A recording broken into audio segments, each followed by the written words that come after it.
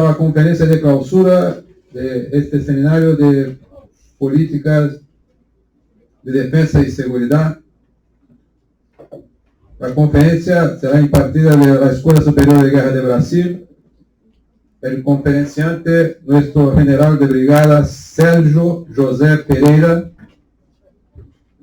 El conferenciante es graduado en Ciencias Militares por la Academia Militar de Agulhas Negras de Brasil, año 78. Se especializó en educación física por la Escuela de Educación Física del Ejército de Brasil en el año 81. Estudió en la Escuela de Oficiales de Perfeccionamiento en el año 88, donde más tarde fue su instructor. Fue observador militar de las Naciones Unidas en El Salvador en los años de 92 y 93. Llevó a cabo el curso de Estado Mayor de la Escuela de Comando de Estado Mayor del Ejército de Brasil en el año 94-95, donde fue instructor también. Y más tarde fue comandante de esta escuela de Comando de Estado Mayor en los años 2011-2012. Posee maestría en Strategic Studies por el United States Army War College en el año 2000. Participó de la Oficina de Intervención Federal en la Seguridad Pública de la provincia de Río de Janeiro y actualmente es jefe de la Asesoría de Relaciones Internacionales del Comando Militar del Este del Ejército de Brasil. Entonces, paso a usted la palabra de nuestro conferenciante.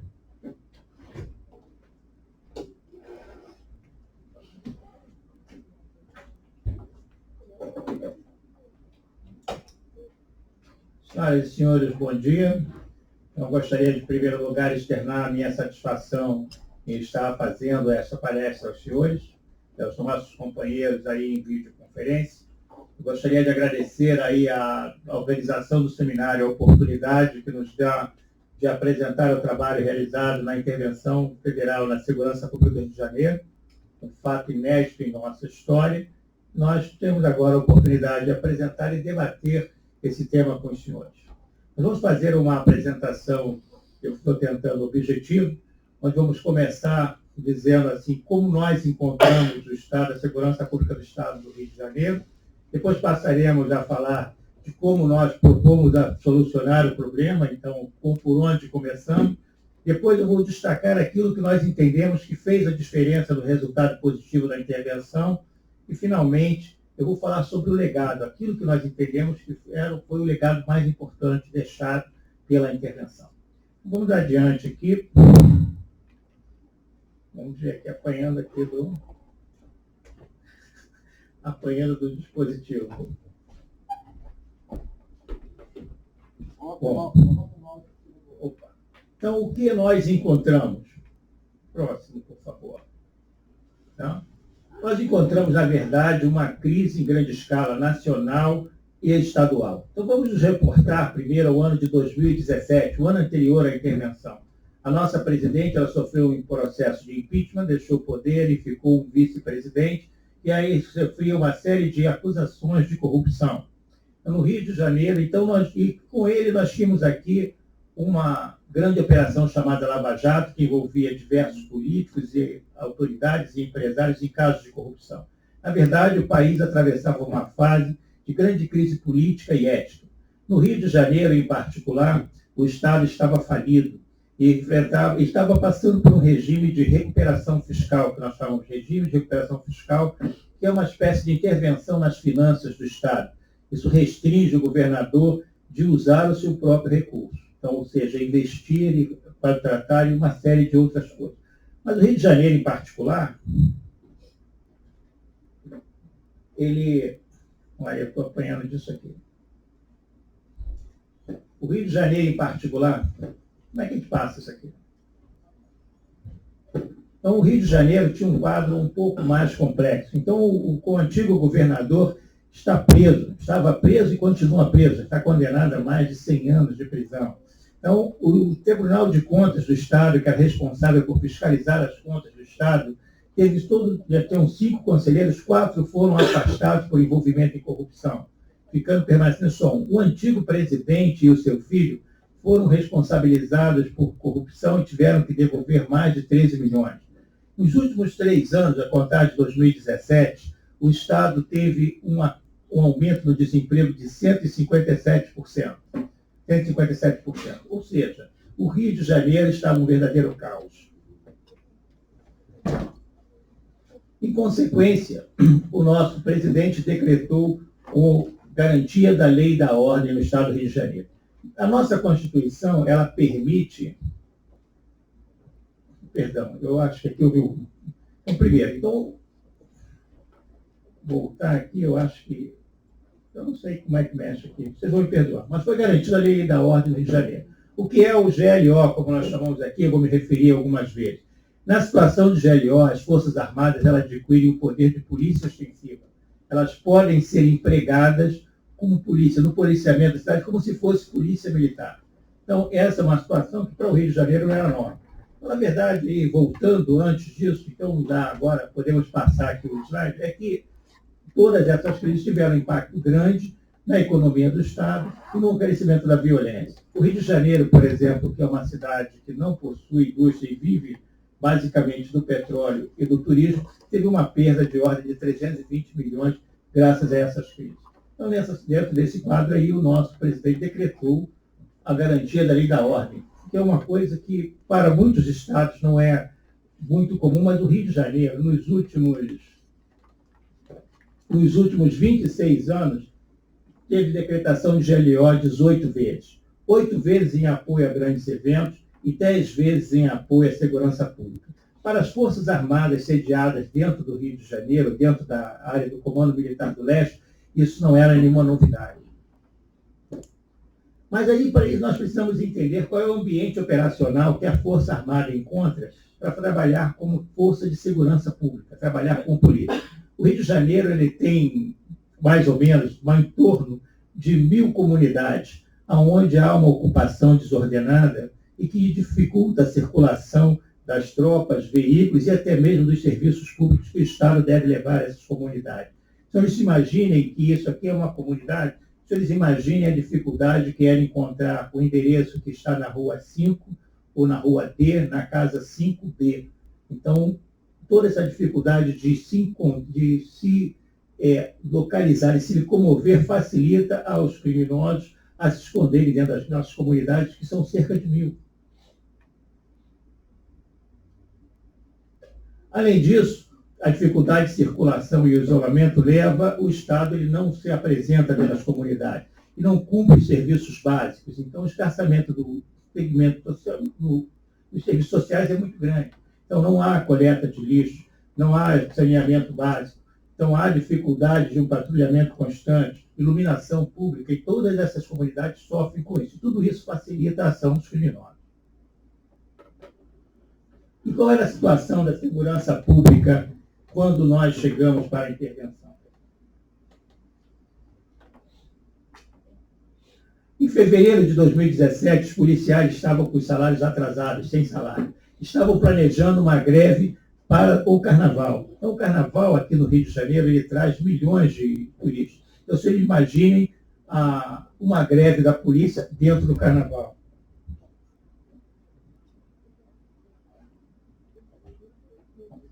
Os equipamentos da polícia, eles estavam sucateados, viaturas e armamentos. O número de policiais mortos chegou ao número de 134, um verdadeiro recorde.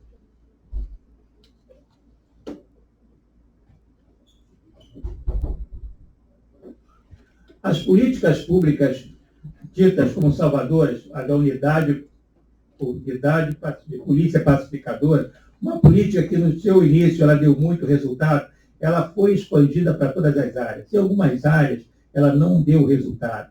E, além disso, a unidade de polícia pacificadora, o policial ele tinha um treinamento reduzido. Então, por exemplo, se um policial era preparado com 1 ano, para a unidade de polícia pacificadora ele era preparado em 3 meses. Então, era para se fazer uma política de proximidade dentro das comunidades. Na verdade, em alguns casos deu certo, em outros não. Então, abriram-se 38 unidades de polícia pacificadora e muitas das pessoas ficaram reféns de bandidos, ficaram sitiados pelas comunidades e não cumpriam a sua finalidade. E ocupavam um grande efetivo de policiais, porque eles trabalhavam independente dos batalhões de polícia que eram responsáveis pelas áreas de segurança integrada. E com isso as facções se fortaleceram, perderam respeito pelos órgãos de segurança pública e passavam a ostentar armas nas mídias sociais, na televisão e pela rua. Ocupavam as comunidades e possuíam armamento pesado. Faziam da comunidade sua verdadeira área de homicídio. E ali ninguém entrava. Então, com um armamento pesado. Além disso, as facções, como eram as principais facções, o Rio de Janeiro ele tem 3 principais facções, que nós chamamos do Comando Vermelho, o terceiro comando, os amigos dos amigos, e o terceiro comando puro. Então, essas 3 facções, elas também guerreiam entre si e ainda brigam com as milícias locais. Então, o que acontece? Aonde uma facção domina a área, ela colocava barreiras para impedir o ataque da outra facção. Essas barreiras também impediam o acesso do Estado. Então, por exemplo, a correspondência de uma comunidade, ela não vai para casa, ela vai para a associação de moradores. O serviço público não chega porque ele não passa na barreira. Então, essas barreiras, além disso, ela isolava essas comunidades da integração com a sociedade como um todo. Então, o pessoal que vive na comunidade, ele tinha sua cidadania limitada. E qual seria a solução? Várias soluções, e procuramos ver várias soluções. E aí o Portal da Educação, ele sugeria que era investir na educação, perguntava, gerar empregos, criar e investir em políticas públicas, treinar melhor os policiais, mas tudo isso exigia recursos e investimento, e o Estado vivia um regime de recuperação fiscal, onde tinha restrição.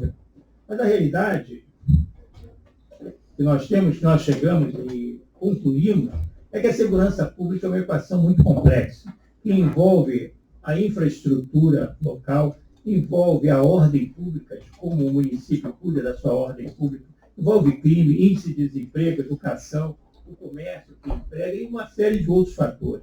Então, a solução para a segurança é pública. E aí, então, o que nós fizemos? Então, o que fazer? E também o que não fazer. Nós não tínhamos nenhuma referência, eu repito, a intervenção era um fato novo, então nós primeiro começamos a partir para o que não fazer. Nós tivemos 2 experiências anteriores, foi a ocupação do Morro do Alemão, da comunidade do Alemão, e da Maré, onde nós permanecemos por mais de um ano. E após a saída, tudo voltou ao que era. Então, a verdade é que nós chegamos à conclusão que nós tínhamos que tentar algo de novo e partir para uma solução onde combinasse as ações sociais com as ações corretivas. Então, por onde nós começamos? Começamos deixando bem claro que a intervenção era federal e não era uma intervenção militar. Por que essa preocupação? O ano de 2017 era um ano eleitoral, onde havia uma disputa política muito polarizada e um dos candidatos, hoje o atual presidente, ele tinha um passado militar, era um capitão da reserva militar. Então, nós tínhamos uma preocupação muito grande de que a intervenção ela não fosse vista como um instrumento político, e sim como nós íamos conduzir, como uma missão das forças, que as Forças Armadas receberam do presidente, seu comandante supremo. Então, nós tínhamos uma preocupação muito grande em destacar que a intervenção era federal e não militar. Então, por que se colocou o militar como... Por que não se colocou o militar à frente da intervenção?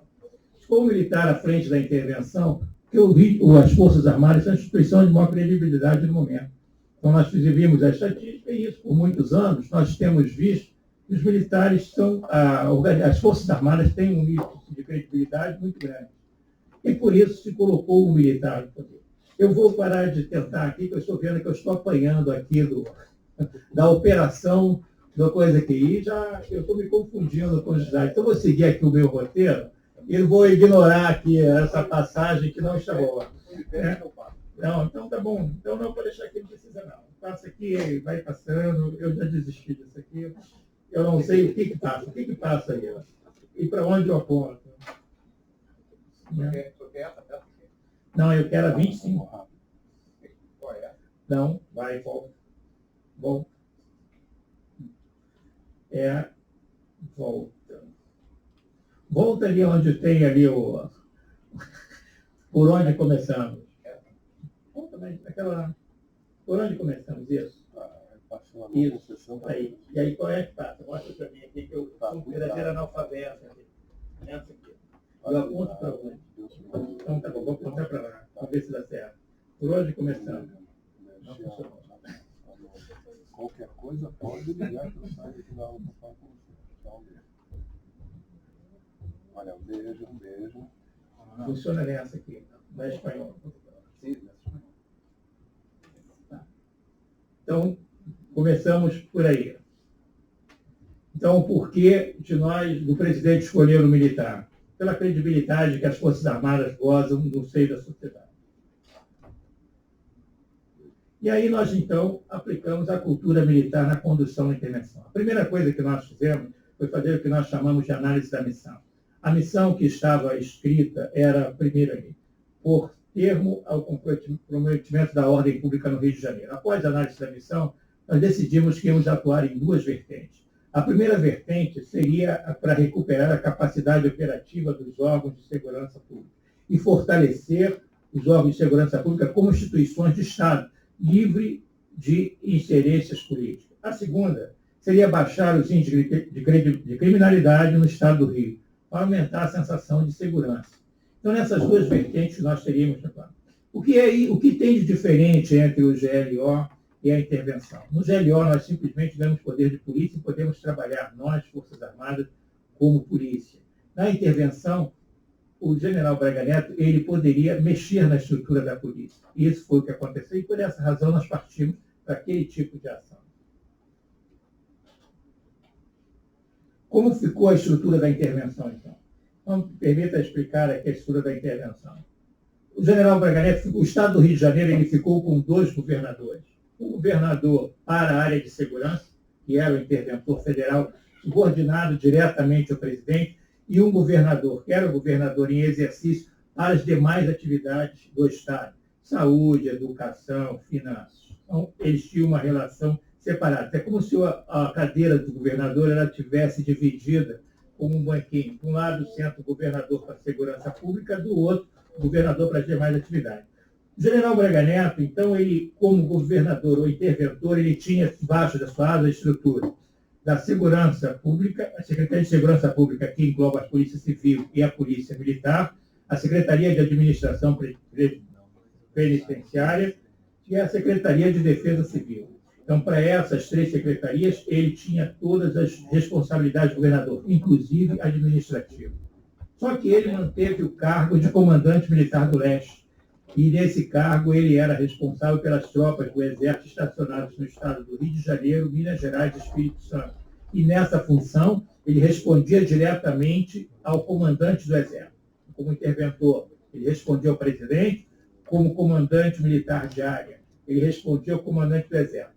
E como aquele decreto de GLO que foi assinado em julho de 2017 ainda estava em vigor, ele era também o comandante conjunto. E nessa função ele respondia diretamente ao ministro da Defesa. Então, para resumir, o interventor ele tinha 3 chapéus. Ele era interventor para a segurança pública, ele era comandante militar de área e era responsável pelo emprego das tropas do Exército, e era comandante conjunto. Ele respondia aos ministros da Defesa por empregar as forças da Marinha e da Força Aérea colocada à disposição para essa atividade. Embora essa sobrecarga de funções no início parecia complicada, mas, por outro lado, ele tinha meios bastante para poder manobrar e ajustar e cumprir a sua missão. Pelo fato de que nós não tivemos uma referência, a intervenção... Então, volta mais um. A intervenção ela levou por ordem de 4 meses para ser estruturada.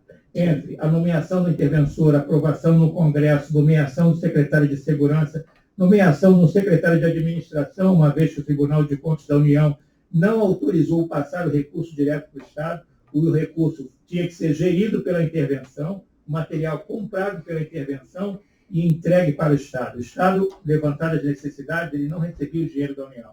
A intervenção recebia o dinheiro, a intervenção fazia os processos, entregava o material ao Estado.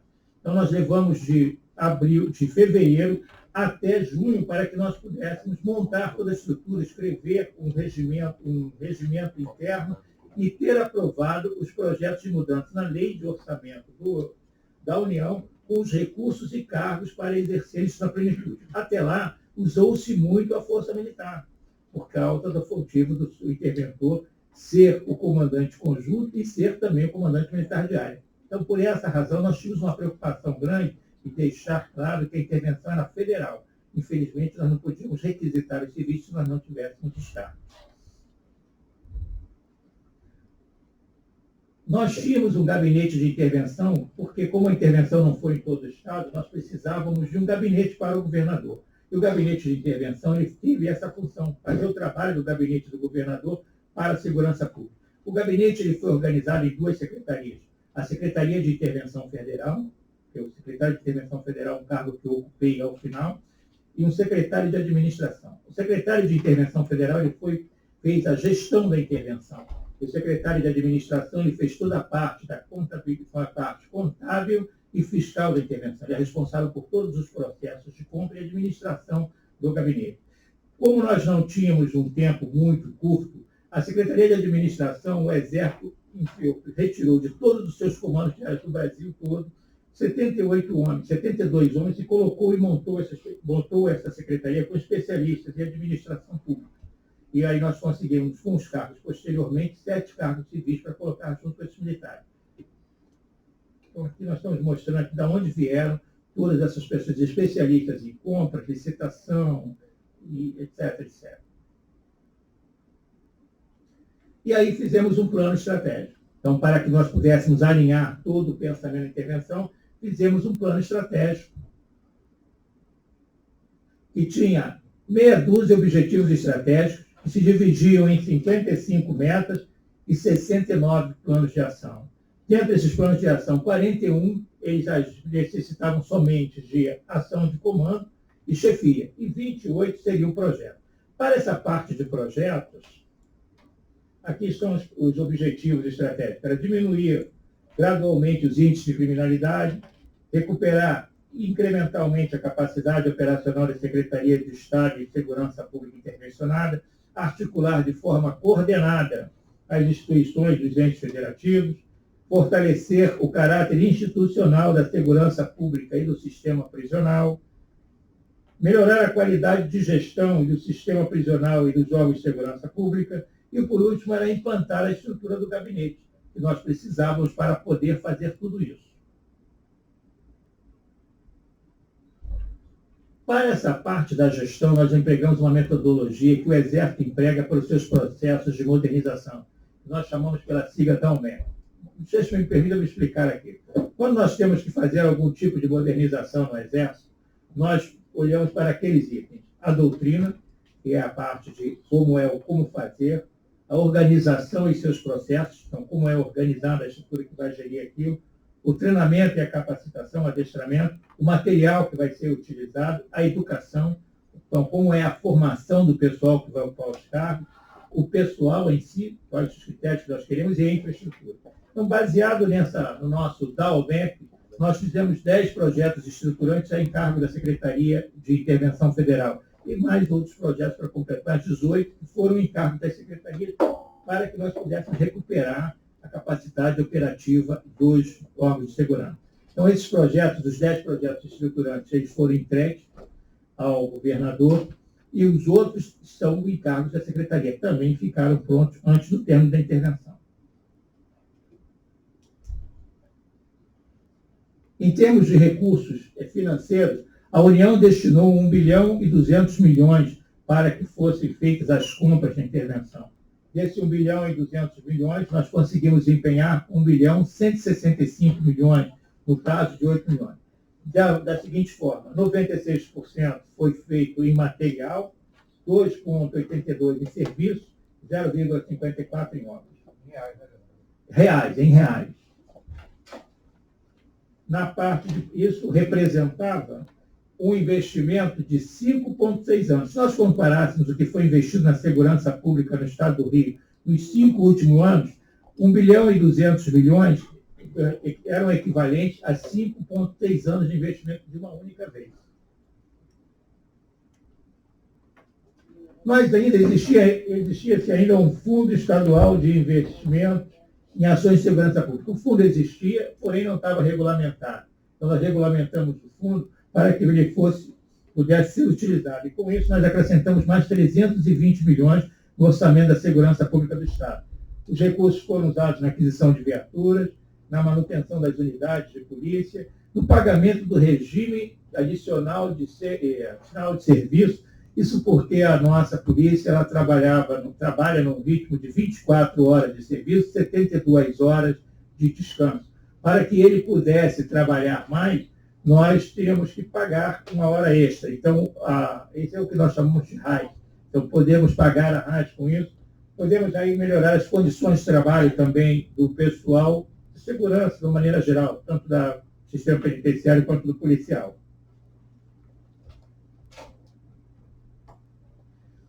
Quanto ao pessoal, nós não podíamos contratar ninguém. Então, nós fizemos aqui o que nós chamamos de recuperação de efetivos. Nós puxamos de volta os militares cedidos. Então, para colocar mais gente na rua, mais militares policiais na rua, nós pedimos os cedidos. Então, pedimos aos cedidos aos tribunais, à LERJ, prefeituras, em todos os locais onde tinham policiais cedidos, nós fizemos um acordo e resgatamos os policiais para serem empregados na rua. Fizemos aí, conseguimos pagar com o dinheiro do fundo, conseguimos pagar o RAIS, e com o RAIS, só com o RAIS, nós conseguimos colocar mais 1.500 policiais na rua diariamente. Nós fizemos ainda a convocação de novos concursos, isso fazendo um acordo com a União, para que nós pudéssemos fazer novos concursos, porque nós precisávamos aí também de alguns especialistas, principalmente para a parte de polícia civil. Fizemos uma revisão médica, a polícia ela tinha em torno de 2.000 policiais ou mais, eu não sei exatamente o número, que estavam afastados por problemas psicológicos. Então, nós montamos uma junta médica e fizemos uma avaliação e classificamos as pessoas em 3 tipos. Aqueles que precisavam ser reformados porque não tinham condições. Aqueles que não podiam ir para a rua, mas podiam trabalhar em atividades administrativas e tirar o pessoal da administração para a rua. E aqueles que estavam em condições, estavam recuperados e que voltavam para a rua. Então, só na primeira avaliação, nós conseguimos trazer para a rua mais de 500 policiais, que quase corresponde ao batalhão. Conseguimos também, junto num outro acordo com a União, contratar 96 papiloscopistas, porque nós precisávamos disso, era serviço técnico, então nós não tínhamos de onde tirar. E o que a intervenção faz? Isso foi feito até 31 de dezembro de 2018. Mas a intervenção continuou com a parte de gestão. Então, todo o material comprado durante o ano, o dinheiro investido, 1 bilhão e 600, eles estão sendo recebidos desse ano e no ano seguinte. Então, a intervenção hoje, ela faz o seguinte, ela faz a prestação de contas para a União e para o Estado do dinheiro que foi sendo gasto. Recebemos todo o equipamento que foi comprado, então nós temos aí um cronograma de recebimento. Fazemos o armazenamento quando é necessário, a distribuição para a população. Eu lembro que o Tribunal de Contas da União não nos autorizou a dar dinheiro para o Estado. Só podíamos dar por material. Então, por isso, as compras foram feitas pela União e nós fazemos o recebimento. Por isso, nós temos que fazer termos de doação. Então, nós recebemos 4 mil Toyotas. Preciso de carro. Então, fizemos a licitação, que tem de melhor? Toyota. Então, tá bom. Compramos 4.300 Toyotas. Recebemos como União, botamos no patrimônio da União, fazemos a doação para o Estado, eles assumem o termo de União, eles colocam isso dentro do sistema integrado do Estado, e aí nós temos baixa no nosso sistema. E nós também mantemos ainda um plano de gestão de conhecimento. O plano de gestão de conhecimento, então a parte principal é um repositório institucional, onde toda a documentação da intervenção está sendo guardada física e vamos dizer assim, eletronicamente. Foi feito um livro iconográfico com as principais passagens da intervenção, foi feito um livro de narrativas, empregando a técnica da história do tempo presente, onde os principais protagonistas foram entrevistados e mostraram a sua visão da intervenção. Está sendo feito um livro acadêmico da Fundação Getúlio Vargas em parceria com a ICEM. O Observatório Militar da Praia Vermelha ela tem também um acervo muito grande de intervenção, porque nos ajudou muito na parte da interação com a academia. E tem ainda o site da intervenção, onde se pode encontrar informações sobre o que foi feito de intervenção. Foi feito uns estudos referenciais pela UNB, que já está pronta na fase de encadernamento, vai ser disponibilizado, distribuído pelas escolas militares, para quem quiser saber, e vai ficar também nesse site aí de consulta. UNB é a Universidade Nacional de Brasília. A Universidade Nacional de Brasília, uma entidade fora do ambiente do Rio de Janeiro, e que olhou por uma outra lente a nossa intervenção, ela fez os estudos referenciais. Ela fez a observação e fez um documento aí, um trabalho de aproximadamente 800 páginas, onde ela faz ali toda uma crítica do nosso trabalho. E quais são, só para termos uma ideia, quais são as principais entregas? As principais entregas são o armamento, as pistolas Glock, a central de monitoramento para a SEAP, os imagiadores aéreos, as viaturas Toyota e os helicópteros. Então, só para terem uma ideia, foram 27 mil pistolas Glock, onde 15 mil foram para a Polícia Militar, 9.600 para a Polícia Civil, 3 mil para a Secretaria de Administração e 64 para os bombeiros. A central de vídeo de monitoramento ela é para todos os presídios de Janeiro. 51 presídios, eles agora estão com câmeras de reconhecimento facial e eles podem, o chefe lá da Secretaria de Administração, ele pode checar até pelo celular dele, se ele quiser, o movimento dentro dos presídios. Os imagiadores é para fazer uma espécie de Globocop da polícia, então para ajudar nas operações, identificação, nas operações e também no patrulhamento. Então foram comprados 2 imagiadores aéreos, foram colocados em 2 helicópteros. Os veículos, em torno de 4 mil e poucos veículos Toyota, foram entregues agora, recentemente, e 3 helicópteros, 2 para a Polícia Civil e 1 para o Corpo de Bombeiros, que serão entregues em fevereiro de 2021. O helicóptero é uma compra mais complexa, tem uma questão de configuração, treinamento e o prazo que a empresa deu, o mais rápido que pode se entregar em fevereiro de 2021.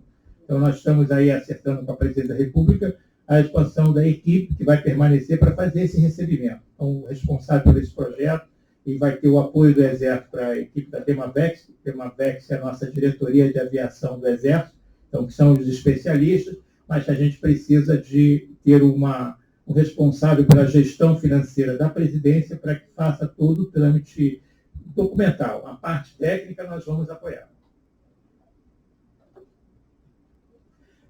Mensalmente, nós, à medida que entregamos materiais, são mais de 200, são 236 itens. Mensalmente, à medida que o material vai sendo entregue, nós fazemos um boletim informativo que é colocado no site da intervenção e que é enviado para a imprensa. Se quiserem divulgar o que foi, quanto tem, quanto foi colocado, quanto não foi, e nós fazemos mensalmente essa entrega. Isso aqui é um exemplo do que foi feito no mês de setembro. O de outubro não deu tempo ainda de eu pegar e colocar aqui. Os indicadores de criminalidade. O roubo de rua, ele caiu 8,3%, que significa 7.977 casos a menos. O roubo de estabelecimento comercial, 15,1% no período da intervenção, significa 750 eventos a menos. O roubo de veículos, 9,7%, e o roubo de veículos significa 3.530 eventos a menos. Ele recebeu uma prioridade durante a intervenção, porque muito roubo de veículo acaba caindo no homicídio. Então, normalmente, o motorista tenta reagir ou tenta fugir e acaba indo para o caso do homicídio. O roubo de carga caiu 23%, significou 1.764 eventos a menos. E é importante também, porque nós estávamos sofrendo aí quase que uma crise de desabastecimento.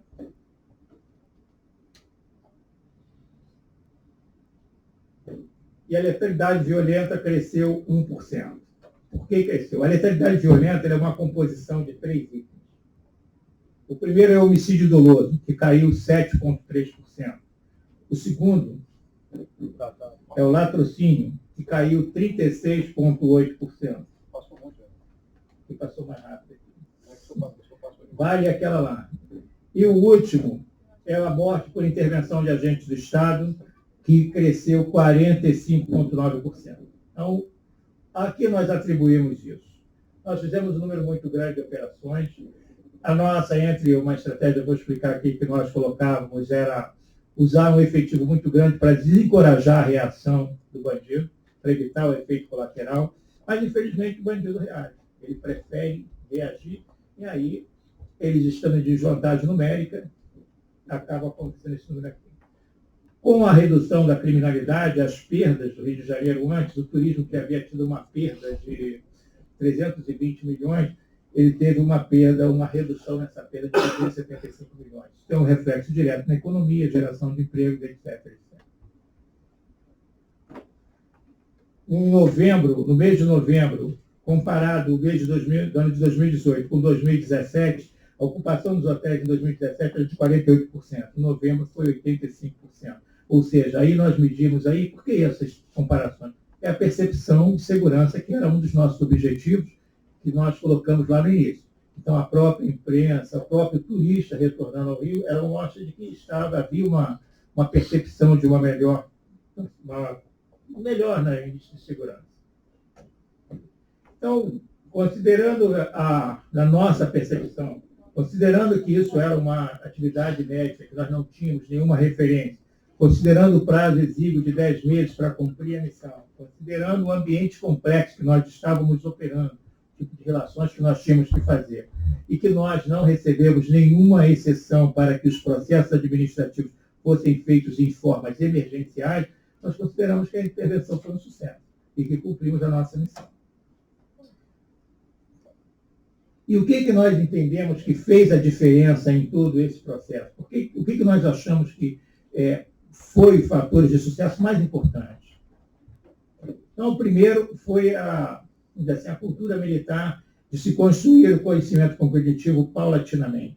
Nós partimos aí pelo alinhamento, pelos planos estratégicos, e nós fizemos, na verdade, 7 planos. Além do planejamento estratégico que foi revisado, nós fizemos um plano de transição, um plano de comunicação social, um plano orçamentário, um plano de legado, um plano de gestão do conhecimento, para que nós pudéssemos depois debater e melhorar, e para que nas próximas intervenções, esperamos que não ocorra, nós tivéssemos uma referência, pelo menos, para não partirmos do zero, e um plano de aquisições. Então, isso nós consideramos que esses planos todos feitos, mesmo no curto espaço de tempo, eles eram importantes, não só para alinhar todas as secretarias a um objetivo comum, mas também para ficar dentro da nossa gestão do conhecimento, para que nós pudéssemos ter um material para se debater e fazer melhor na próxima vez. O segundo, o Comando Conjunto, ele conduziu 215 operações em 10 meses, e nenhuma delas nós tivemos efeito colateral com morte de civis. Então, como eu disse, nós empregávamos sempre aquilo que chamamos militarmente do princípio da massa. Então, muitas vezes, o Ministério Público nos questionou por que nós tínhamos que colocar 3 mil homens para a ocupação de uma comunidade. 3 mil homens dentro de uma comunidade inibe a reação de 10. Se nós entrássemos com 10, acontece o que acontece hoje. O bandido reage e aí o pouco dá. Mas, infelizmente, mesmo com efetivo grande, existe uma reação muito grande. Ainda existia uma reação de bandidos. E o nosso pessoal é bem treinado. Então, o índice de letalidade aí por ação de agentes do governo aumentou bastante. E nós empenhamos, assim, nas ruas, por esses 10 meses, 5 oficiais generais, sendo um da Marinha, 18 mil homens, e aí nós tínhamos sempre 110 pelotões, que era a fração mínima que nós colocávamos na rua em condições de ser empregado. O outro fator foi a liderança, o método de amparo legal. Sempre trabalhamos dentro daquilo que a lei prescrevia. Não buscamos em nenhum momento fazer nada que fosse diferente da lei. Então, nós só íamos aonde tínhamos mandato de segurança, mandato de busca. Não pedimos mandato de busca coletiva, esse termo jamais era proibido pelo interventor. Então, nós íamos para a comunidade com mandato para a casa, quando eu falei rua 5, casa 5B, se na casa 5B não tivesse nada e o bandido estivesse na casa 5C, ele ficava lá. Nós não entrávamos na casa 5C. Então, o cumprimento do que estava escrito em termos legais era cumprido à risca. A metodologia A metodologia foi sempre do emprego da massa e a liderança é que esses oficiais generais, ali nós temos o general Montenegro aqui, ele também foi para a rua. 5 generais na rua com toda a sua tropa. O general Montenegro, ele comando da Brigada Paraquedista, todos acompanhavam a sua tropa nas suas operações. Então, os 5 oficiais ali que eu falei de comando conjunto eram os da operação. Fora aí não estão ali o interventor, o secretário de intervenção, o secretário de administração, eu e os outros que estavam na outra parte, era a parte da gestão. Uma outra coisa foi mudar a imagem e o respeito pela instituição policial e dar dignidade de trabalho. Ali nós temos ali uma UPP, antes, que era na Vila Joaniza, então após a ocupação nós ocupamos e reformamos. Então não te dá condições de trabalho digno e reconhecer essas pessoas que são verdadeiros trabalhos. Então dar dignidade aos profissionais de segurança pública. Outro foi dar continuidade às políticas existentes de sucesso. Então, não era a ideia de terra arrasada. Então, o que deu certo, continua. Então, os programas de metas, o sistema de metas, com acompanhamento de resultados, eles permaneceu e foi incentivado. Criou-se um plano integrado de segurança turística para as áreas turísticas, porque é o turismo. Era um plano de elite. Não, o turismo gera emprego. Se gera emprego, então menos mão de obra disponível para o tráfico e o pessoal da comunidade tem onde trabalhar. Para as áreas menos carentes, nós conduzimos o que nós chamamos de ação comunitária, que nós fazíamos, depois de uma sequência de operações, nós fazíamos uma ação para que o Estado entrasse e prestasse serviço àquelas comunidades carentes. E aonde se fazia chegamos a fazer 11 mil atendimentos entre carteira de trabalho, atendimento médico e uma série de coisas dentro da comunidade. Então, era uma forma de mostrar ao Estado que simplesmente ações repressivas não eram suficiente. Era necessário que o Estado fizesse a sua parte. E uma vez feita a segurança, o comandante de batalhão era responsável pela segurança da área. E o Estado deveria estar presente para prestar o serviço à população. Passamos a dar voz aí a quem não era escutado. Essa foi uma demanda, a criação da Delegacia de Crimes Raciais e Intolerância. Era uma demanda do Ministério dos Direitos Humanos e que foi levada ao interventor e foi criada a delegacia. Nós fizemos um investimento grande na academia de polícia, porque entendemos que a formação das 2 academias é fundamental para que a atividade seja bem feita. E todo esforço ele foi visto voltado para o cidadão. Então, primeiro, se retirou 1.079 barreiras das comunidades para que houvesse acesso à comunidade do Estado. Nós aí trabalhamos no roubo de carga, porque isso estava pesando no abastecimento da cidade. Os índices de criminalidade, eles baixaram, e aí as companhias de seguro baixaram o preço dos seguros de carro, e o Correio, que logo no início da intervenção colocou uma sobretaxa nas encomendas para o Rio de Janeiro, ao final da intervenção nós cobramos dele a retirada da taxa, e ele retirou a sobretaxa das encomendas para o Rio de Janeiro. Nós comunicamos com transparência, então estivemos abertos ao diálogo com todos, e a nossa narrativa ela não se baseava em ideologia, nós baseávamos nos fatos. Então, isso foi um fator de êxito muito importante. Nós baseamos em fatos e não em versões. Então, nós trabalhamos dessa forma, muita transparência de tudo que fizemos, estivemos abertos para conversar com todos. Então, nós conseguimos relacionar todas as secretarias e semanalmente nós tínhamos uma reunião para discutir o que comunicar. E, por último, fizemos um intenso uso das redes sociais e não era comunicar somente com a mídia. Nossas ações, elas tinham que também comunicar e trazer uma mensagem da intenção da intervenção. Então, foi um grande fator de sucesso, foi comunicar com transparência. No início, nós apanhamos muito, porque ficamos baseados num único porta-voz. Um outro fator de sucesso foi a confiança mútua. Nós estabelecemos parcerias, aqui no caso com a FEComércio e com o Sistema S Senac, para que eles prestassem serviços, cursos, nas ações comunitárias, onde nós fazíamos, nas comunidades mais carentes, sobre nossa proteção. Então, eles iam e também... Mas, vamos lá. Então, vamos passar mais rápido aqui. FEComércio.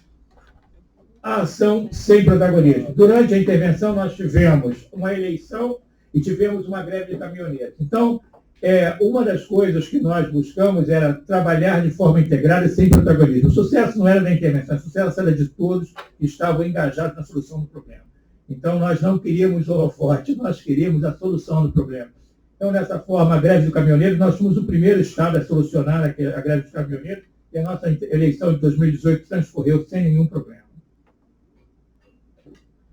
Estabelecemos uma boa relação com os órgãos estaduais. Nós tínhamos 2 governadores.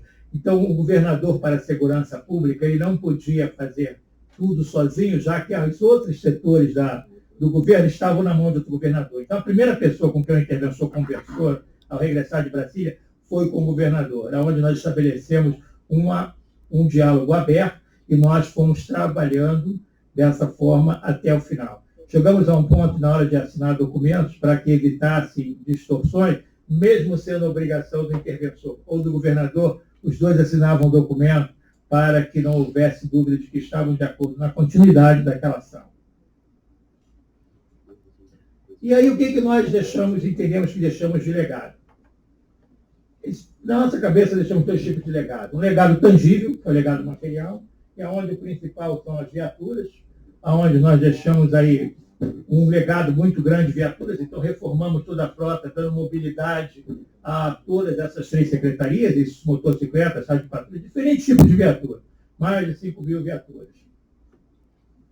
Armamento, então a polícia, por exemplo, ela não tinha um fuzil padronizado, então o fuzil que o policial usava era o fuzil que era emprestado do Exército, era o fuzil que ele aprendia do bandido, então não tinha como se manter uma cadeia logística de manutenção desse armamento. Então, se comprou armas, então armas letais e armas não letais também, então, e munição. E a polícia também não tinha munição, mas comprou-se mais de 1 milhão em munição. Para a parte de defesa civil, todo o equipamento de resgate, colete, prancha, máscara, equipamentos de alpinismo, salvamento. Na parte de administração penitenciária, colchões foram 50.000. Roupa de cama, uniformes para os agentes, coletes, uniformes para os militares. Além do sistema de monitoramento da família.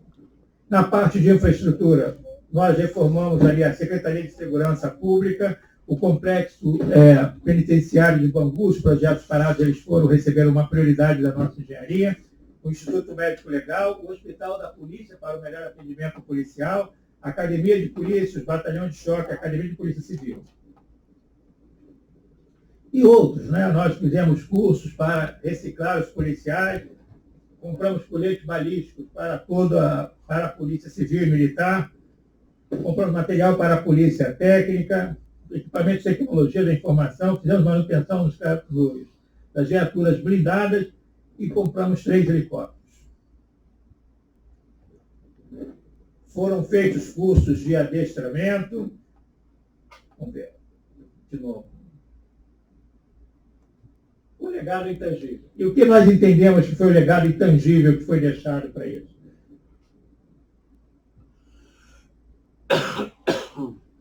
Fizemos um plano de carreira e levamos a apreciação da Alerj. Fizemos capacitação de pessoal. Fizemos a reintegração de efetivos dos cedidos para trazer de volta. Fortalecemos as atividades correcionais, que elas não estavam organizadas, então não tinha sequer estatísticas de atividades correcionais.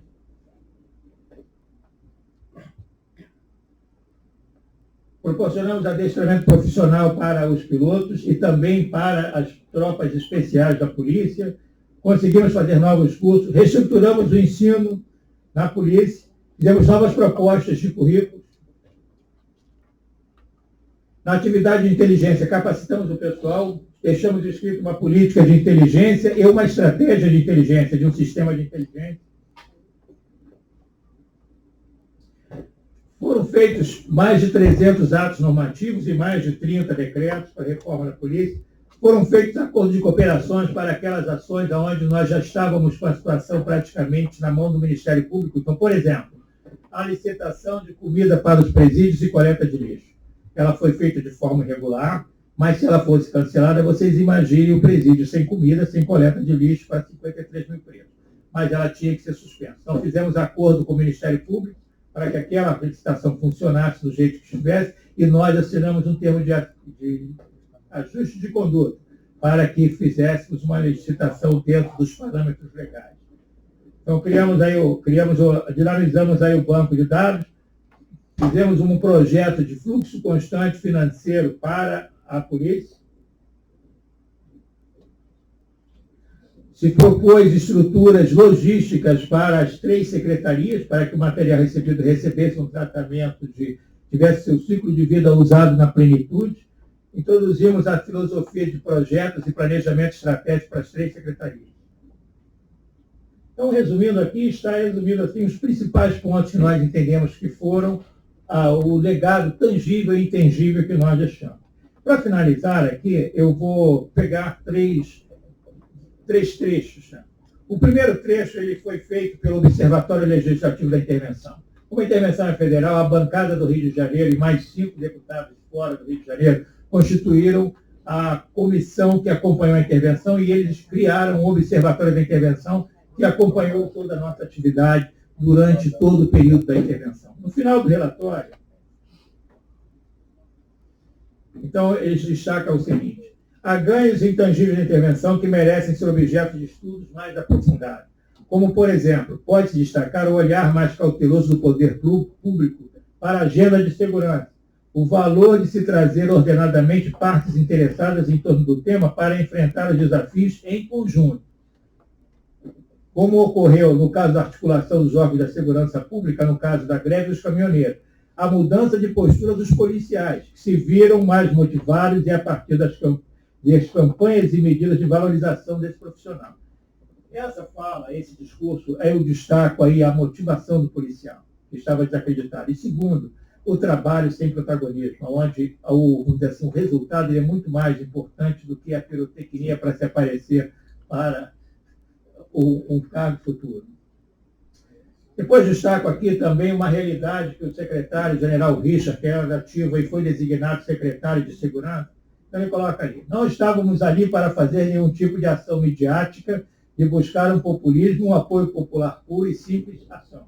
Nós tivemos uma grande preocupação a médio e longo prazo. A ideia era, se nós conseguíssemos consertar a polícia nesses 10 meses, nós não teríamos que fazer mais 18 ações de GLO, como vinha ocorrendo constantemente no Rio de Janeiro. Então, médio e longo prazo, deixaram um legado de caráter estruturante. Extrapolamos, sim, a cultura organizacional do Exército para esse processo. Não foi o que nós vimos. O referencial que nós usamos foi a cultura organizacional do Exército Brasileiro, que nós tentamos transpor isso para dentro da Força de Segurança Pública. E, por último, vamos ver aqui. Por último, eu deixo aqui o trecho do general Braga Neto, onde ele diz: o valor das coisas não está no tempo em que elas duram, mas na intensidade com que acontecem. Sou muito grato à condição de interventor por ter angariado novos amigos e sentir-se verdadeiramente apoiado por antigos companheiros nessa caminhada aqui. Sem esse suporte, nada teríamos conseguido. Eu destaco nessa fala que é o trabalho em conjunto. Nós tivemos, e isso eu gostaria de destacar, o apoio de todos. Então, da sociedade, do empresariado, de todos aqueles que estavam envolvidos diretamente. Sozinhos, nós não conseguiríamos o resultado que conseguimos. Então, na verdade, a intervenção ela deu certo porque todos olharam um objetivo comum. Então, todas essas organizações se uniram para atingir um objetivo comum. Muito obrigado. Estou à disposição. Muchas gracias, señor general. Sérgio, vamos dar espacio ahora a las preguntas por chat. De nuevo recomiendo que las preguntas sean enviadas a todos y no solo para nosotros acá en Brasil. Se transmita para todos.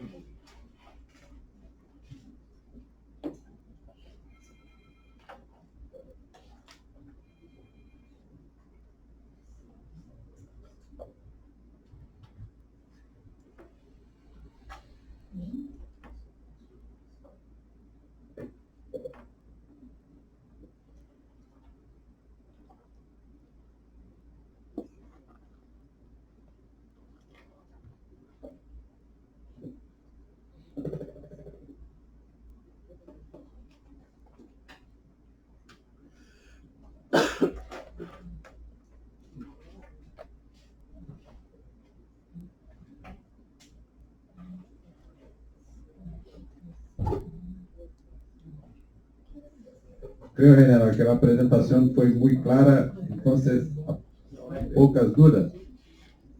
Pero creo que hay tiempo para que se haga la digitación.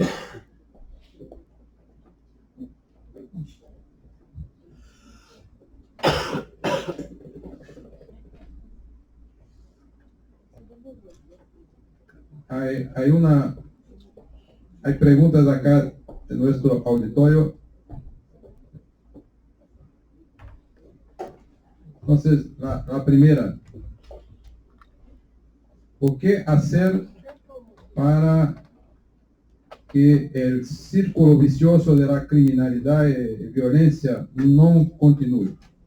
En su opinión, ¿por qué hacer en las comunidades de Río de Janeiro para que no haga más violência e criminalidade? Bom, na minha opinião, como eu disse, a gente chegou à conclusão que a segurança pública é uma equação muito complexa e que não se resolve somente com medida repressiva. A nossa experiência no Alemão de ocupação do local, o Ilhões da Maré, mostrou perfeitamente que a solução de ficar dentro da comunidade ad eterno não é a solução. Então, se não houver um empenho do Estado em cumprir a sua parte, ou seja, colocar as crianças na escola no horário da escola, não permitir que o cidadão daquela comunidade ele acredite no Estado, da hora que ele for fazer uma denúncia, ele não vai ser morto, né? Então, ele tem que acreditar no Estado e o Estado tem que estar presente. Então, eu acredito que, se não houver uma ação do Estado na área social, começamos aí até pelo próprio ordenamento urbano, um plano diretor organizado, que permita-se colocar aonde se possa se chegar os serviços. Então, se vai numa comunidade onde a luz é gato, a água é gato, ou a correspondência não chega. Então, esse é o primeiro problema. A presença do Estado tem que ser presente.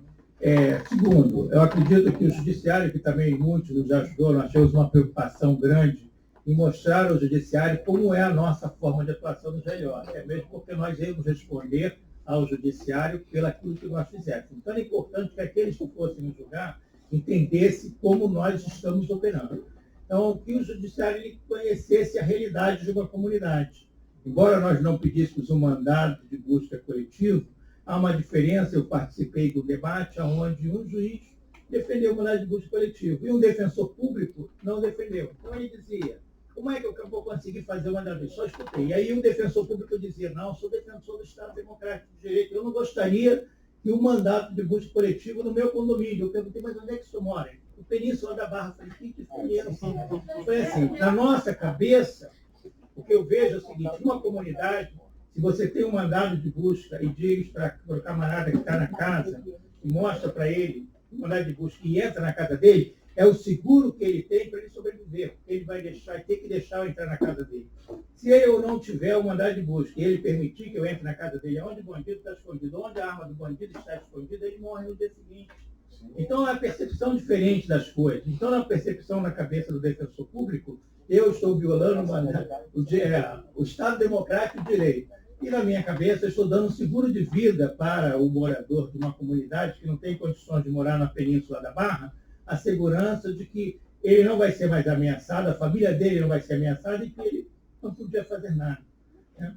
Então, eu acredito que todos esses setores que têm responsabilidade direta na criminalidade, eles têm que conhecer a realidade dos fatos. Né?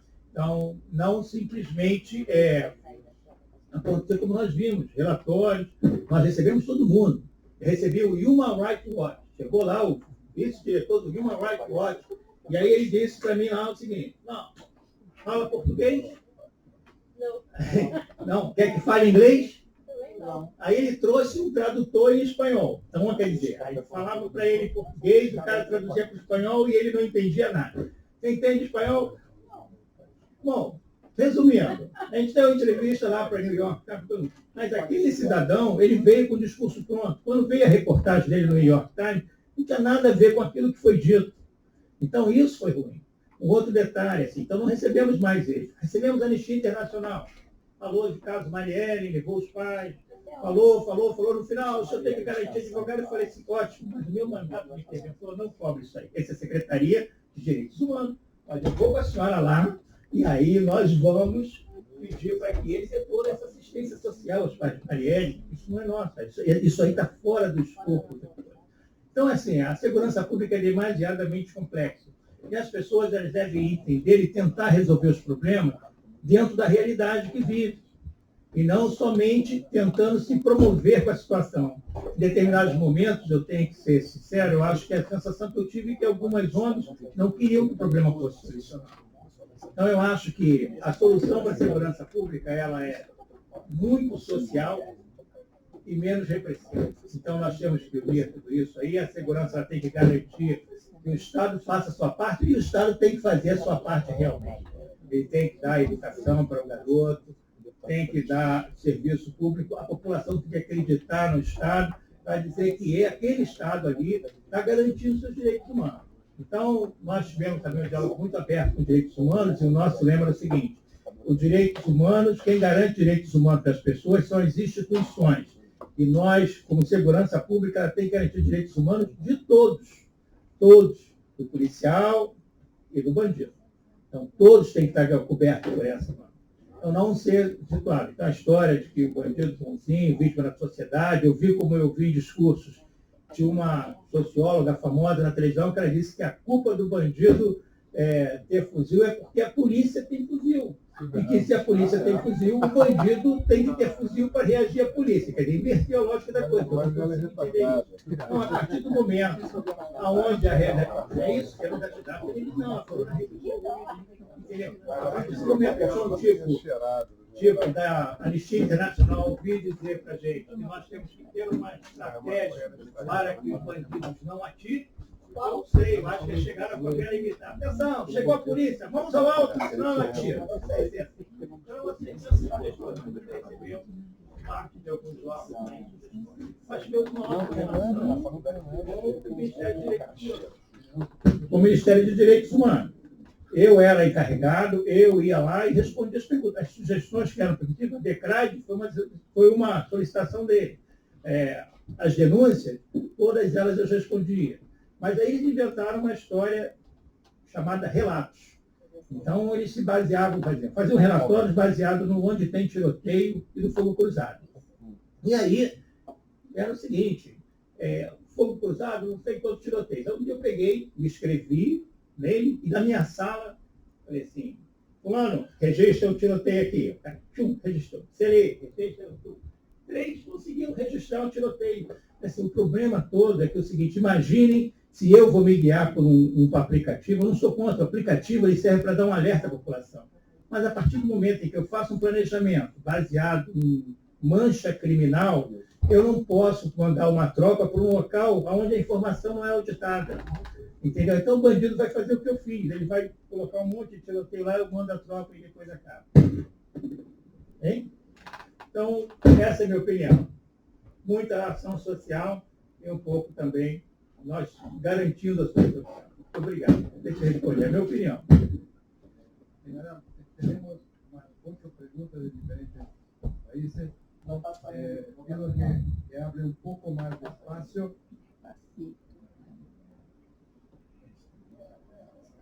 Quiero que hable un poco más despacio. Não tá. Tudo isso aqui é pergunta? Sim, senhor general. Eu peço que o senhor fale um pouco mais devagar e rápido as respostas. Eu pensei que eu não tivesse pergunta. Não, que rapidamente apareceram muito. Vamos embora, vai. De Equador, como foi empleado o uso progressivo da força? Não entendi. Tira a língua, eu consigo ler no espanhol. Como foi empleado o uso progressivo da força por el personal militar durante a intervenção? Tá bem. Toda operação militar nós temos regras de engajamento, definidas pelo Ministério da Defesa. Então, até algumas parecem absurdas, né? Mas nós seguimos. Então, por exemplo, o nosso pessoal não podia atirar em ninguém que não apontasse a arma para a gente. Então, o cara com um fuzil na mão, ele não era alvo. Ele tinha que apontar para a gente e, às vezes, atirar primeiro. Então, alguns casos, por exemplo, teve um carro com 5 bandidos armados de fuzil. Ele jogou o carro em cima da barreira do Exército e atirou. Quando eles saíram, 3 levaram tiros, morreu. O segundo, o quarto levou um tiro na perna. O último virou as costas para o tropa e correu. Ele sobreviveu, não foi sequer preso, porque ele não estava apontando o tiro para cá. Então, o uso progressivo da força ele é definido pelas regras de engajamento que vem pelo Ministério da Defesa. Embora absurda, nós seguimos e mostramos, e nós modificamos baseado no que o Ministério dos Direitos Humanos sugeriu. Respondido? Gracias. Diego Salvador se pregunta cuáles fueron los beneficios tangibles para los ciudadanos de Rio de Janeiro e que foi mais seguro ou não. Sim, da minha opinião, e essa era a opinião, tantos que todos os cidadãos queriam que a intervenção continuasse. Então, a opinião pública era favorável à continuidade da intervenção. Mas nós tínhamos um prazo e nos planejamos para terminar naquele prazo. Então, a opinião pública mostrada nos jornais, as pesquisas de opinião que não foram conduzidas por nós, e sim por órgãos independentes, eles queriam a continuidade da intervenção. Equador pergunta a que se refere o banco genético e o qual foi mencionado, creio que é do Sistema Único de Seguridade Pública. Eu creio que sim, é exatamente isso, é aquilo que nós não tínhamos um banco de dados genéticos do bandido, então para que nós pudéssemos ver um camarada aqui, aquilo que a gente vê, tira a saliva do cidadão e faz o registro do criminoso aqui, coloca no banco de dados, porque se ele comete um crime aqui, nós podemos ver em outro estado da federação. Isso é o banco de dados genéticos, entendeu? Ter um cadastro mais detalhado e podendo-se usar novas técnicas na investigação. Isso é que se refere ao banco de dados genéticos, nós não tínhamos e passamos a ter. Outra pergunta vem de Chile, se a intervenção continua ou durou só um ano? Bom, a intervenção ela durou operacionalmente um ano. Num período de um ano até dezembro de 31, o interventor tinha poderes de governador. Como não havia e como os recursos disponibilizados para a intervenção, apesar do curto espaço de tempo, foi muito grande, e o governo não permitiu que eles fossem entregues ao governo do Estado, a intervenção tinha que prestar conta desses recursos, e as compras têm que ser recebidas. Então, em 31 de dezembro, operacionalmente, a intervenção acabou. Permaneceu o interventor apenas com função administrativa de prestar contas ao Estado daquilo que ele usou. Recursos, material para receber. Então, ficou-se aí o secretário de intervenção, eu, que era o interventor substituto, fiquei até julho, onde as coisas diminuíram. Hoje nós temos um gabinete de intervenção que faz a gestão do recebimento do material, patrimônio, a doação e a entrega para o Estado. E nós vamos diminuir essa estrutura e eu vou tentar, na próxima segunda-feira, junto ao governo, que afinal de contas a intervenção era ligada diretamente ao presidente, uma estrutura mínima para receber os helicópteros e prestar conta. E para isso precisa-se da data de março de 2022. Entendido, não? A pergunta que vem de Espanha, quais foram os principais problemas de coordenação que encontraram para o estabelecimento da intervenção federal? Problemas de coordenação começa por uma coisa muito simples, amparo legal. Então, nós não tínhamos nenhum amparo legal. Então, a primeira coisa era saber o seguinte, o interventor ele ia publicar os atos dele da onde? No Diário Oficial da União ou no Estado onde ele era governador. Então, nós fomos começando, primeiro, pelo amparo legal. Então, quem vai nos orientar? Fizemos um acordo de cooperação técnica entre a Advocacia Geral da União e a Procuradoria-Geral do Estado, onde eles fizeram um acordo e, a partir dali, eles iam ditando para a gente como nós íamos tomando as medidas administrativas. Na parte, vamos dizer assim, judicial, penal, os militares do Exército, eles eram julgados na Justiça Militar como a lei prescreve. E na parte, os policiais, eles eram julgados no Ministério Público, que também encerramos junto deles. Na parte da prestação de contas, o TCU explicou como queria que gastasse o dinheiro da União. E prestamos contas até hoje ao Tribunal de Contas da União e ao Tribunal de Contas do Estado, porque administrativamente tínhamos responsabilidades como governador. Então, essa coordenação ela foi feita da forma simples. Tínhamos reuniões diárias, nós tínhamos uma equipe, o gabinete de intervenção, ele trabalhou nessa coordenação. Eu, por exemplo, era responsável pelo relacionamento institucional. Eu mapeei em 3 grandes grupos, como bom Clausewitz, né? O pessoal do Estado, e dividir lá em poder judiciário, executivo, legislativo. Lembrar que eu tinha que lidar com a presidência, com o governo do Estado e 92 municípios, cada um com a sua característica. Mas me relacionei com todos aqueles que foram necessários. com a sociedade, onde eu destaco o ramo aí, as organizações não governamentais, os empresários, bancos, todo mundo que veio aqui me procurar ouvir uma satisfação. Aqueles que tinham prejuízo, sociedade, ONG, ONG, o Human Rights Watch, a Anistia Internacional, Direitos Humanos, todo mundo. E nos militares, eles ficaram dentro de uma coordenação do Comando Conjunto, aqueles que cercavam aqui. Então, nós nos relacionamos dessa forma. Então, havia 3 grandes ramos de coordenação. Eu me ocupei da parte com a parte política e com a parte que eu chamei de sociedade. E a parte militar, onde estavam todas as polícias federais, inteligência, ficou com o Comando Conjunto. Então, nós fizemos a coordenação dessa forma. Todos mandavam representantes para uma sala dessa, só no Comando Conjunto eram mais de 60. E eu fazia relacionamento com as pessoas que nós imaginávamos para cada tipo de operação. Ou seja, para cada tema, nós fazemos uma rede de atores envolvidos. E aí nós ouvimos todos os atores envolvidos para poder levar isso adiante. É um pouco complexo, mas deu para entender? Não. A pergunta que vem de Portugal, se o mandato coletivo tem previsão legal em Código de Processo Penal do Brasil, é uma pergunta... Esse é um problema para a Justiça. Nós nunca podemos falar, era proibido se falar disso. Nós seguimos aquilo que a Justiça dava. Se ela desse um mandato coletivo, ótimo, mas nós nunca pedimos um mandato coletivo. Agora, deve ter amparo, porque alguns juízes deram. Entendeu? Não sei se tem, nós não pedimos e dava. Então, se desse mandato para uma casa, nós levávamos lá 100 homens para fazer cumprir um mandato.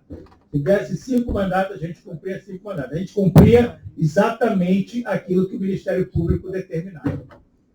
General, creo que es interesante aclarar que no era bien colectivo, pero con georreferência, né? Os mandatos eram... São coisas diferentes. O coletivo é que o camarada diz assim, olha, existiam vários tipos de mandato. Como eu digo, isso era um problema da Justiça. Se ele me desse um único endereço, eu ia ao único endereço. Eles não davam, se ele desse um coletivo, dissesse que aquela comunidade eu poderia ir à vontade, eu ia de porta a porta, janela a janela e varria tudo. Se ele desse o que ele chamou de georreferenciado, que ele dava um endereço e um raio de 100 metros, eu fazia exatamente isso.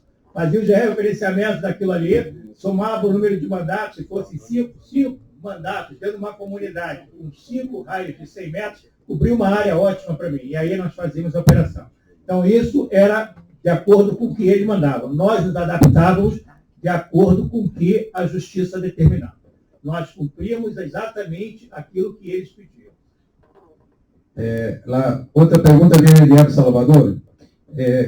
La relación y vínculo de la intervención con la política de seguridad nacional. Depende o que se entende de política de segurança nacional, né?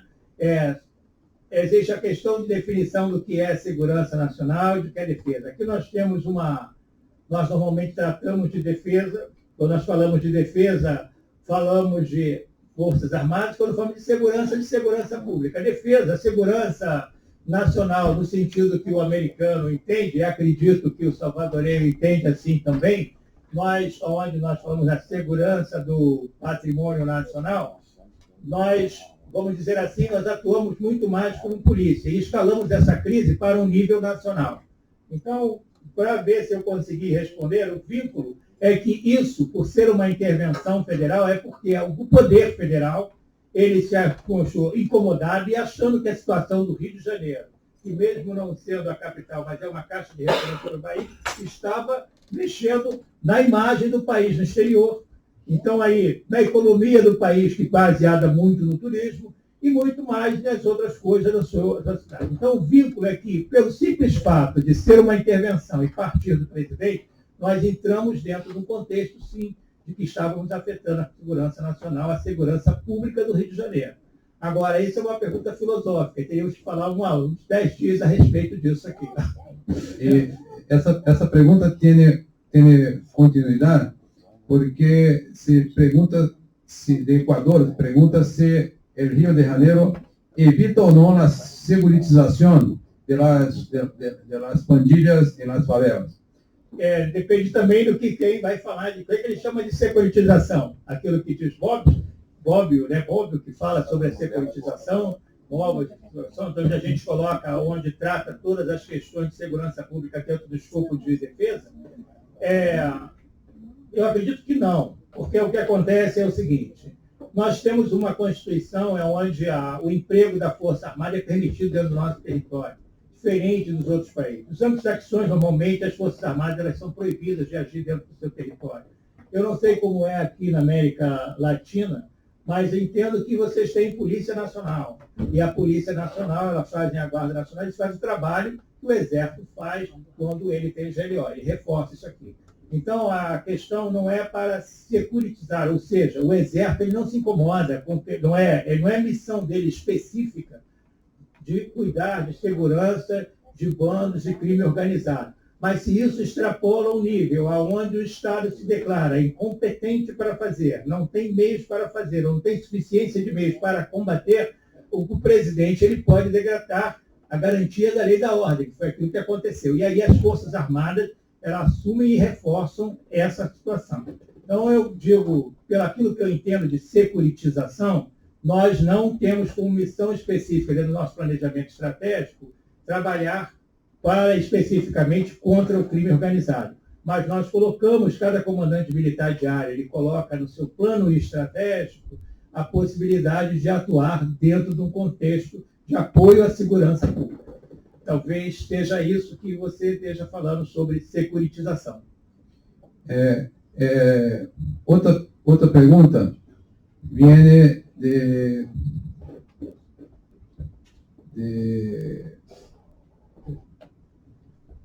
un ratito, por favor.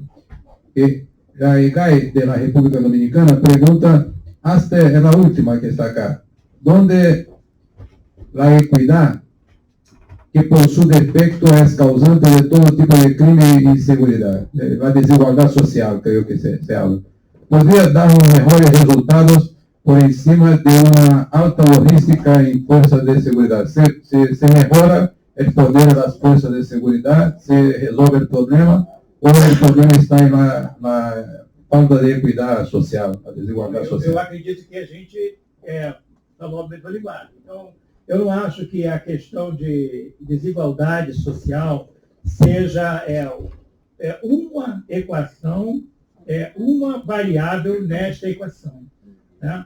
Ela não pode ser desconsiderada. Não pode ser desconsiderada. Então, a educação do povo, eu acho que é a primeira linha de defesa que a gente tem contra a criminalidade e contra qualquer outra coisa. Então, a desigualdade é onde as pessoas têm oportunidades iguais e ele tem uma esperança de progredir socialmente. Eu acho que isso evita muito ele se desesperançar e conseguir uma vida fácil dentro do crime. Uma vez dentro, ele não sai mais. Então, eu entendo que a desigualdade social ela é um dos fatores que deve ser combatido e que, com certeza, vai diminuir aí o índice de violência, vai conseguir entender. Eu falo aí agora, essa é a última pergunta? Sim, senhor. Com muito conforto. Eu sou nascido em Ricardo de Albuquerque. Eu morei na estrada do Camboatá, 1074. Conheço a rua Biberi e Alcobaça, que é dentro do Chapadão, que é onde é o maior âmbito de crime aqui. Eu tenho primos que perderam a casa lá porque os filhos foram servir o exército. A primeira pessoa que vieram reclamar foi comigo, mas ninguém dos direitos humanos devolveu a casa do meu primo. Eles tiveram que sair para não morrer. Então, a vida dentro de uma comunidade é uma vida de desesperança. Então, eu tive a oportunidade de sair daquela vida. Agora, se o Estado estivesse lá, a escola funcionasse como na minha época, talvez outros tivessem a oportunidade de sair dessa vida. Então, por isso, eu acredito que lá as pessoas não conhecem outra vida. Então, bonito lá é o bandido que manda. É o cara que recebe o dinheiro fácil, que ele tem a melhor namorada, ele tem o melhor carro. O garoto não entende que aquele dinheiro foi roubado, que ele fez, ele entende que ele é o cara de sucesso. Ele é o mocinho da comunidade. Então, essa lógica e essa figura, ela tem que ser mudada, entendeu? Então, a pessoa, o garoto, ele tem que ver ali que bom é ser o polícia, né? O seu mocinho, aquele que está dentro da lei, que age corretamente. Não que consegue as coisas fáceis, até mesmo porque eles têm uma expectativa de vida muito curta, né? Então, o bandido tem uma expectativa de vida muito curta. Então, eu entendo que a desigualdade, ela é uma equação, uma variável muito importante no combate aí à segurança pública. mas que o Estado tem que se encarregar disso. As escolas, elas têm que ser investidas. Eu morei também alguns anos nos Estados Unidos, e meus filhos, eles passavam o dia inteiro na escola, era uma tranquilidade, eu entregava às 7 da manhã e recebia às 3 da tarde. A gente não pode fazer o mesmo aqui, né? Por que o ensino não pode ter uma qualidade para que o garoto progrida na... Então, acho que a desigualdade, sim, ela é um fator importante, mas não é o único, não. Começa por aí, vai pela desorganização urbana, vai pela falta de esperança, vai pelas mensagens que a televisão coloca, não sou contra, não, mas, assim, a realidade que a gente vive hoje, o jovem tem muita informação, às vezes distorcida. Eu aqui trabalhei em El Salvador, morei 7 meses no processo dentro com a guerrilha lá, na região de Xalatenango. O que eu aprendi ali? Ali eu via muitos jovens analfabetos que eles não conheciam outra vida. A informação que chegava para a guerrilha era somente do ideólogo, que era um alemão oriental que saiu da universidade no 5º ano. Então eles não tinham outra informação, né? Então, fazendo assim uma comparação grosseira, o jovem numa comunidade que não tem televisão, ele não tem outro exemplo. O exemplo que ele tem é o exemplo ruim de quem manda lá, quem tem o poder, quem tem dinheiro e quem tem conforto é o bandido. Então, ele quer ser o bandido, ele não quer ser o camarada que vai trabalhar muito para ter um ordenado pequeno, porém honesto. Então, eu entendo dessa forma. Eu entendo que desigualdade social, sim, é um fator importante e o Estado tem que cuidar disso. Mas a infraestrutura urbana, a organização, a ordem pública, de botar o camarada a fazer, não ter tolerância por pequenos roubos, porque depois daí vem outros seguintes. Então, existe uma série de fatores que tem que ser vamos dizer assim, que tem que ser visto. Então, a desigualdade é uma, igualdade, geração de emprego, tudo aquilo que o portal da educação falou e mais um pouco. Além da postura, olha o exemplo que a gente tem hoje. Não vou falar mais, não. Só isso que a gente tem. Mas eu acho que eu respondi a pergunta aí do companheiro. Aí. Mais alguma pergunta? Não. No, en general, todas las cuestiones fueron contestadas. Vamos ahora a volver la organización de la videoconferencia a España para que dé paso a los colegios organizadores para las charlas finales y de clausura del seminario. Eu posso agradecer aqui a plateia, pelo menos? Claro. Muito obrigado.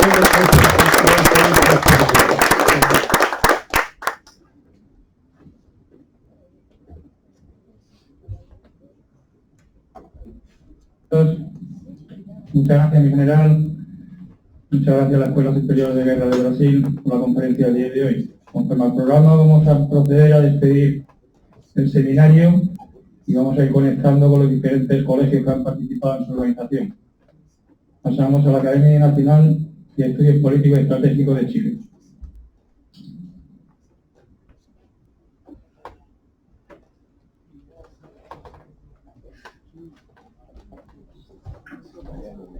Muy buenos días a todos.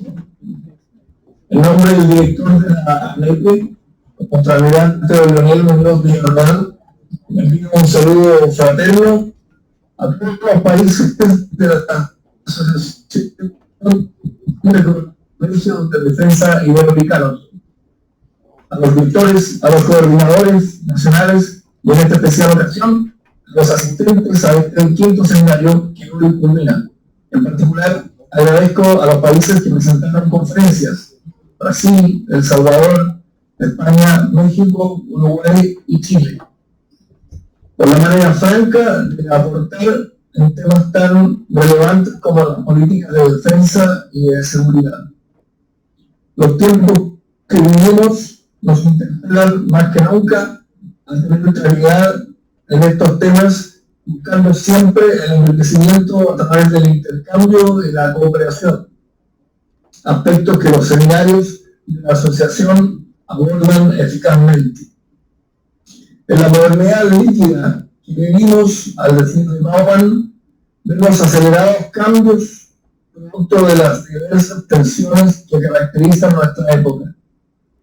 En la recordada conferencia de Santo Domingo pudimos profundizar los conceptos de guerra híbrida o de 4ª generación, donde es fundamental la actuación de todos los poderes del Estado dentro de los marcos constitucionales que cada país se ha dado. Somos testigos en tiempo real de lo que ocurre en nuestras naciones y el mundo en general. De ahí la importancia de abordar estos temas y difundirlos a la sociedad civil, que es una de las finalidades de estos seminarios, valorando la experiencia compartida. No me queda más que agradecer muy especialmente a la Escuela Superior de Guerra de Brasil y a mi amigo Ricardo Freire por el trabajo de organización y estructura del seminario, así como al CCD de España, en la persona de Juan Ferro, por su labor de secretaría y coordinación de las videoconferencias. Un saludo muy afectuoso a todos desde Santiago de Chile y mucho éxito a cada uno en sus respectivas actividades. Muchas gracias. Muchas gracias, Ricardo. Pasamos al Colegio de Alto Estudio Estratégico de El Salvador. Adelante.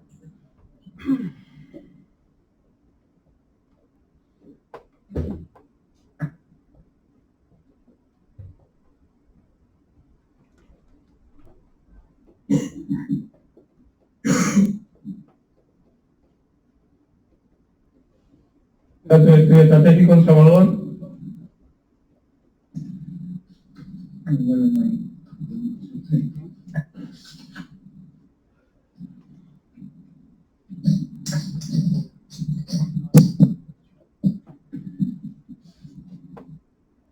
Toca lugar en el Centro Superior de Estudio de la Defensa Nacional, el CSN de España. En primer lugar, quiero pedir disculpas por parte de nuestro director, el Teniente General Bisbal, por no haber asistido a esta clausura, como hubiera sido su deseo, pero otra actividad se la ha impedido. El CSN en España ha participado con dos conferencias en este seminario, una hablando sobre la política de defensa de España y otra ayer mismo sobre el combate al terrorismo. Además, ha participado como secretaria en el seminario y en este punto quiero agradecer a todos los coordinadores nacionales los apoyos recibidos para que el desarrollo de esta función se haya desarrollado sin problemas. También hemos llevado a cabo la coordinación técnica de la plataforma en línea de la Asociación de los Comités de Defensa Iberoamericana. Hemos visto que tiene problemas, pero ya les aseguro y les pido disculpas que la mayoría de ellos han sido por fallo humano en la persona que les habla. Consideramos que es una magnífica plataforma o herramienta para el desarrollo de estos cursos. Y prueba de ello es que ha permitido que se hayan inscrito cerca de 300 participantes, con un porcentaje próximo al 40% de personal civil de 14 países que paso a enumerar: Argentina, Bolivia, Brasil, Chile, Colombia, Ecuador, El Salvador, Honduras, México, Perú, Portugal, República Dominicana y España. Reiteramos las gracias a todos por vuestra participación, reiterando también la disculpa a mi dirigente general. Me despido de todos vosotros hasta la próxima. Muchas gracias.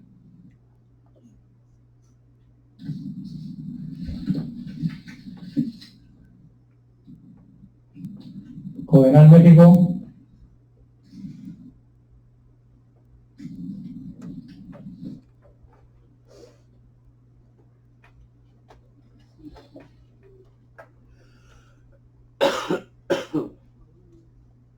No se le recibe, Codenal México.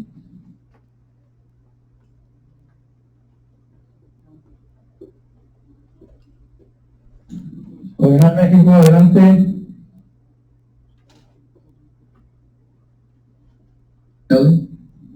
Ahí hay que apretarle ahí. ¿Se escucha?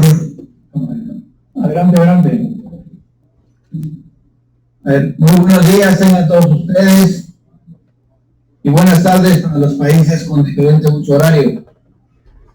Con gran satisfacción culminamos este seminario en línea que sin duda la buena voluntad y el trabajo coordinado de los colegios y los asociados permitieron alcanzar con éxito el objetivo planteado de generar una visión actualizada. A todos los presentes, reiteramos nuestro agradecimiento por su valiosa presencia, que hace patente la importancia de sus instituciones a este tipo de eventos, cuyo fin último es el bienestar de las naciones iberoamericanas.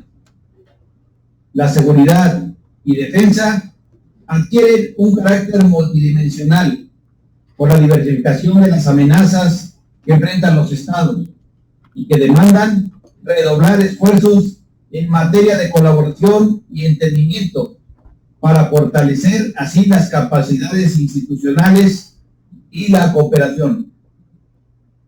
Tengan la certeza de que siempre contarán con el apoyo del Colegio de Defensa Nacional de México para la transmisión de nuestras experiencias y para desarrollar y divulgar la cultura de seguridad nacional y contribuir al conocimiento colectivo sobre el tema. Esperamos que los conocimientos adquiridos en este seminario continúen fortaleciendo nuestras capacidades sobre defensa y seguridad internacional, con el objeto de que coadyuvemos en el cumplimiento de nuestras correspondientes misiones generales. Tengan todos un excelente día y muchas gracias. Muchas gracias, México. Pasamos al Centro de Datos de Estudios Nacionales de Uruguay.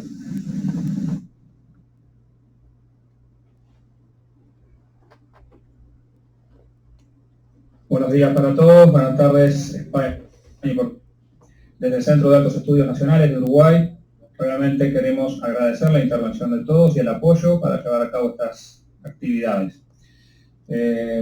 Un saludo del señor director del Centro de Datos de Estudios Nacionales, Gerardo Montaldo, que no pudo estar presente en esta oportunidad. Por lo tanto, me dirijo a ustedes como coordinador del Uruguay ante la Asociación de Colegios. Sin lugar a dudas que desde hace 4 o 5 años estamos trabajando en estos seminarios, este ya es el quinto, aprovechando estas nuevas tecnologías que nos permiten el acercamiento y poder construir espacios de intercambio, de crecimiento, donde distintas realidades sociales, políticas, económicas, de distintos factores de poder, van generando una serie de insumos que justamente en esa construcción de espacios de intercambio, de aprendizaje, de poder intercambiar ideas, vivencias, distintas situaciones que dan soluciones a problemáticas de nuestros países, es un buen momento para ese encuentro, que justamente es el que hemos llevado a cabo nuevamente en este quinto seminario. Así que un agradecimiento muy grande a todos, en especial a Brasil, a mi amigo Ricardo, que ha estado impulsando este quinto seminario, a los demás países que apoyaron e intervinieron aportando disertantes. Con todo ello es que ha sido posible llevar a cabo esta actividad. Y bueno, nos despedimos hasta un nuevo encuentro y nuevamente, muchas gracias a todos. Estamos de nuevo con el Colegio de Datos de Estudios Estratégicos de El Salvador.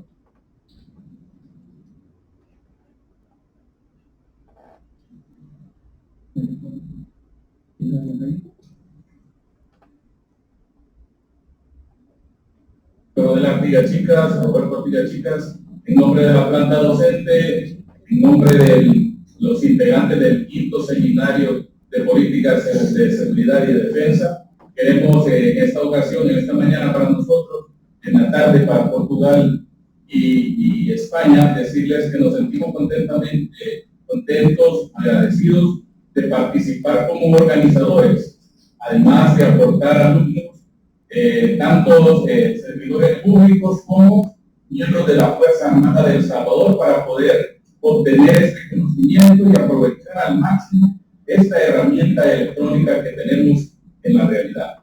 Cada país ha presentado sus vivencias, ha sido muy encomiable la labor que cada uno ha desarrollado y nos sentimos completamente agradecidos. Muchas gracias, buen día y esperamos continuar colaborando de esta manera desde acá El Salvador para toda América y para Portugal y España. Muchas gracias, buen día y reitero el saludo de parte del señor director del Colegio de Estudios. Gracias.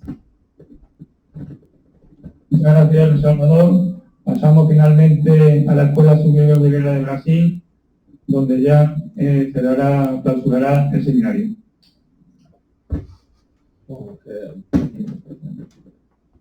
Boa tarde, bom dia a todos que estão participando desse seminário. Bom, estimados integrantes da comunidade ibero-americana, em especial os senhores diretores e integrantes dos respectivos colégios de defesa e participantes desse 5º seminário online sobre política de defesa e segurança.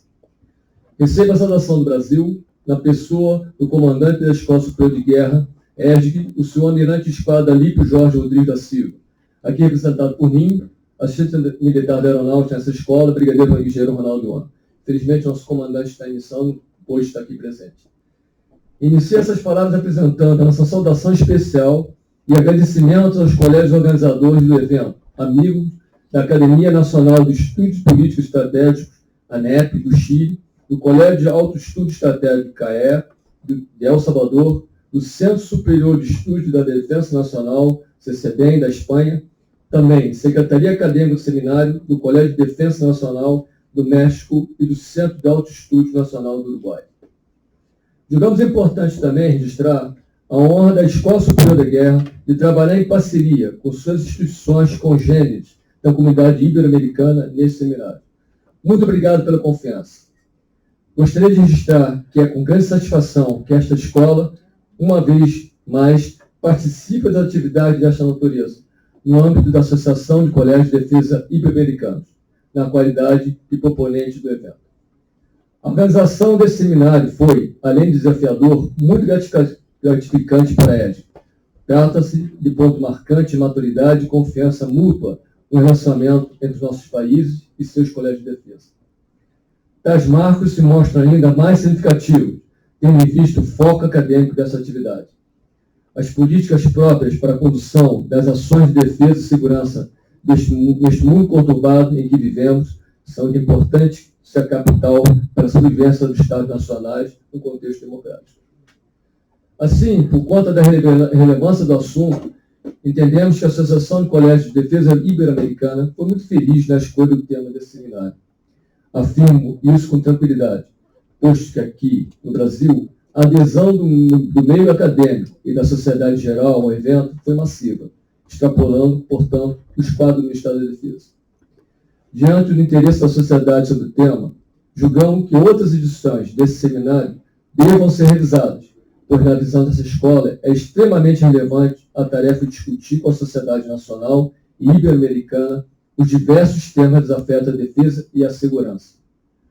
Para não me alongar mais, agradeço em nome do Brasil e dessa escola a fidalguia e a colaboração dos demais colégios de defesa na organização do evento, especialmente às senhoras e senhores participantes do seminário, com a certeza que aproveitaram as conferências realizadas, as sessões de debate e que o evento foi muito proveitoso.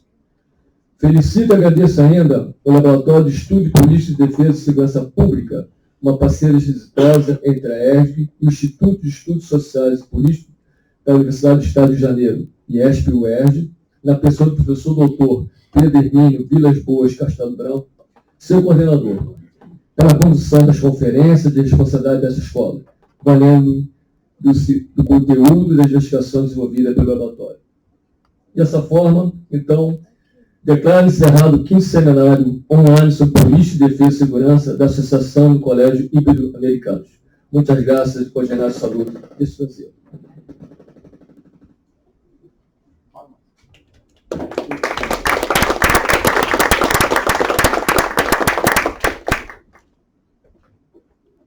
Bueno, muchas gracias a todos. Muchísimas gracias a todos. Como dije antes, cerramos ya la videoconferencia de hoy y estoy en contacto con los coordinadores nacionales para el tema de los certificados de participación, las encuestas y finalizar. De nuevo, muchas gracias. Chegar aqui para frente agora para tirar